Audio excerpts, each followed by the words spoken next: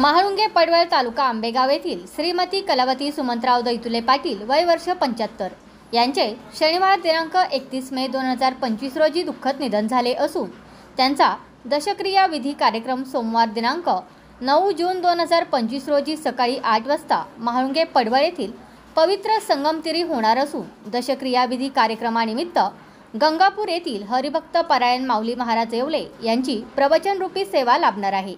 या कार्यक्रमासाठी महाळुंगे पडवळ ग्रामस्थ पाहुणे नातेवाईक यांनी उपस्थित राहावे असे आवाहन दैतुले पाटील कुटुंबियांच्या वतीने करण्यात आले आहे।